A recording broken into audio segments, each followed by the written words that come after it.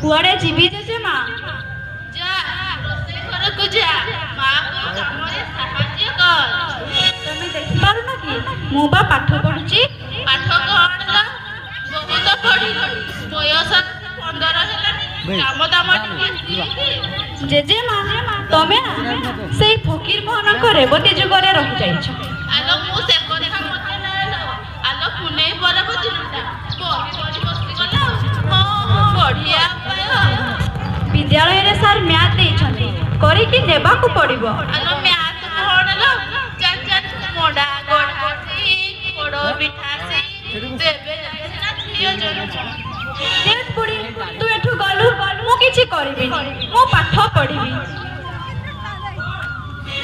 ए छुआ मोटे सुनबनी ए छुआ को तो जिद्दिया कर दे ए मो कथा जम्मा सुन आलो मा आलो मु जाए मो सारे से काम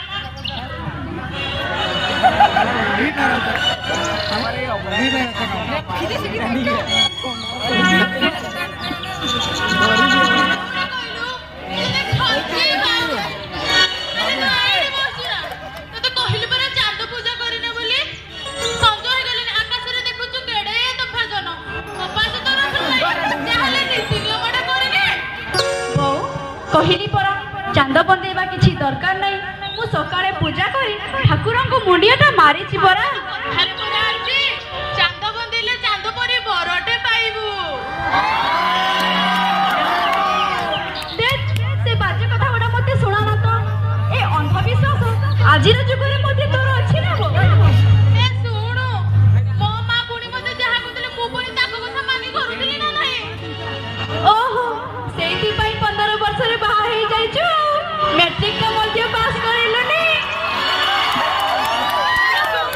आमे हेले झियो पिला गुडा पाठ पढी को करबा कहिलु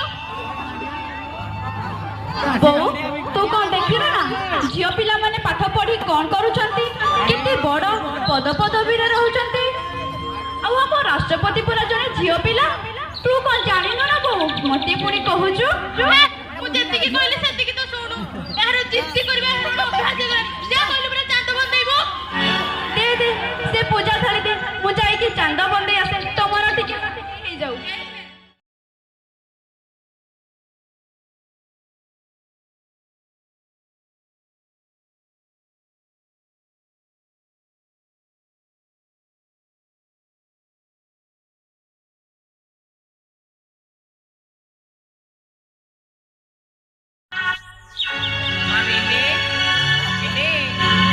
कोडी अछि मां कोन करू बाबा मु एठी अछि मां तू एडी बसी कोन करू तू तो ते घर सारा खोलछि किछि नहीं बाबा अरे किछि नहीं दिन राती सेई तो खाली गोटिए काम आउ खाली मोबाइल देखिबा नहीं बाबा सेमिति किछि नहो मु गोटिए प्रोजेक्ट देखुथिली कथा कोन की आसंता 24 तारिख रे हमर गोटिए साइंस एग्जीबिशन अछि सेइथि पई मु प्रोजेक्ट देखुथिली कोन हैला 24 तारिख रे तोरो साइंस एग्जीबिशन अछि हेले से दिन तू जाई पारिबे माने देखिबा को आछिए ना बापा एटा केमिति संभव मु भी पाठ पढिबी मुंडो ऊपर मोर बोर्ड परीक्षा आ तमे कहजो एई बयस रे मोर बाहा घर देख मां आमे होचे गरीब लोक ताछडा बेसी पाठ पढे गरीब कोन भलो बर जदी आसिले बाहागर करि देले मुंडरू कोने जीव ओ तमे बोधे मते बोझो बोली भाबुछो अरे नाइ रे मां तू बुझी पारनु घरे पढिला दिले बापर केते चिंता थाए बाबा देख मां आमे जहा करूछु ओ कहूछु सबु तोर भलो पाई तू सानो पिला तो बुझी पारिबनी बाबा मु जदी सानो पिला ताले सासु घर जाई की दायित्व बुझीबी केमिति ए छाड़ से सब कथा तू ଖାଲି ଏତିକି ଜାଣିଥା 24 ତାରିଖ ଦିନ ତତେ ବର ଘର ଲୋକ ଦେଖିବାକୁ ଆସନ୍ତି।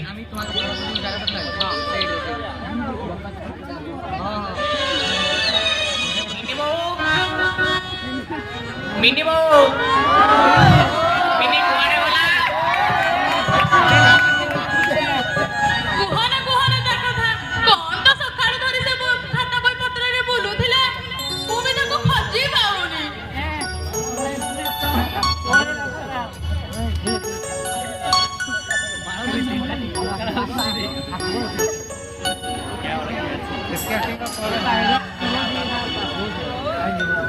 ଆଲୋ ପପୁ, ମୁଁ ସବୁ ପଡ଼ିଶା ଘର ଦେଖି ଆସିଲି, ନାଇଁ ତାକୁ ତ ପାଇଲି ନାହିଁ।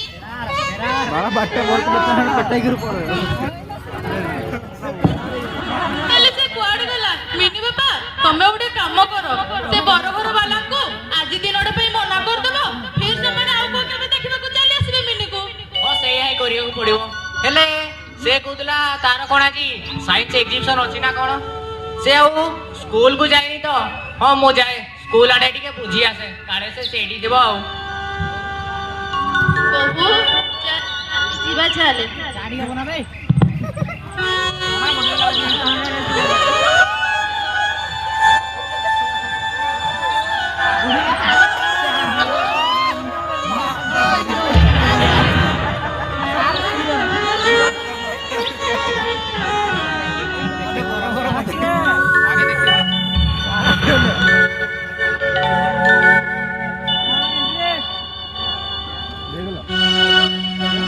ଆରେ ଏଠି ତ ଏତେ ପିଲା, ହେଲେ ମିନି କହୁଥିଲା ତାର କଣ ଆଜି ସାଇନ୍ସ ଏକ୍ଜିବିସନ ଅଛି ନା କଣ?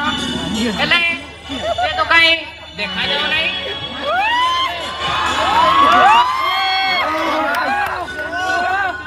ଆଜ୍ଞା ନମସ୍କାର। ନମସ୍କାର। ଆପଣ କଣ ମନସ୍ୱୀର ବାପା? ମୁଁ ମନସ୍ୱିନୀର ବାପା।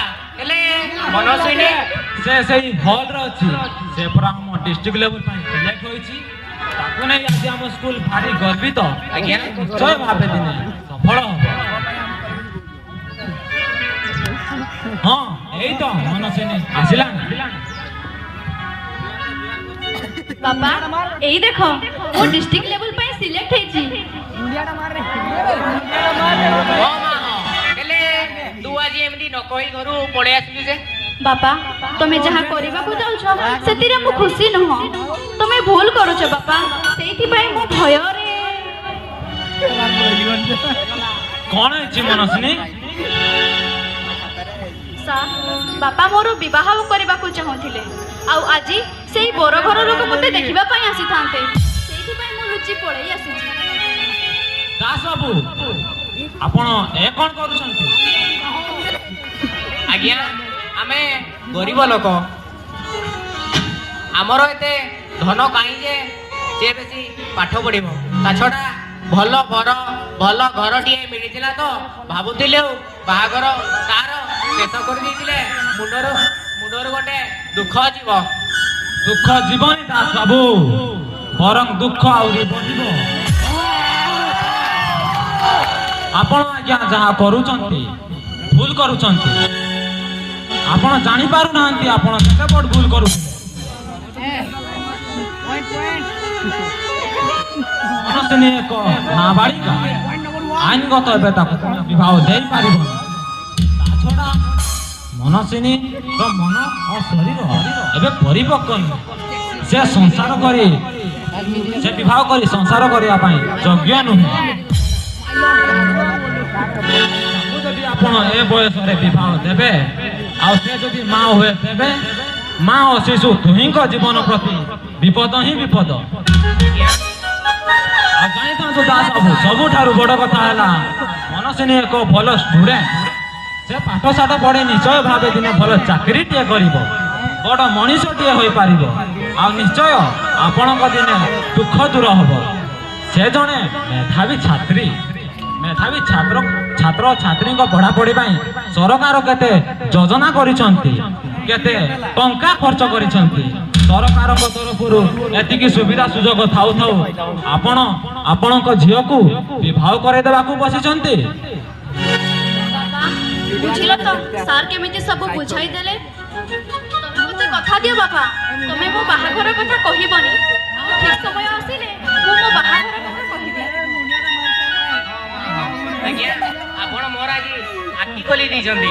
ମୁଁ ମୋ ଭୁଲ ବୁଝିପାରିବି। ଆପଣଙ୍କ କଥାକୁ ମୁଁ ଅକ୍ଷରେ ଅକ୍ଷରେ ପାଳନ କରିବି। ଆମ ମନସ୍ୱିନୀକୁ ପାଠ ପଢ଼େଇବି, ବଡ଼ ମଣିଷଟିଏ କରିବି। ମୁଁ ଆଜି ବହୁତ ଖୁସି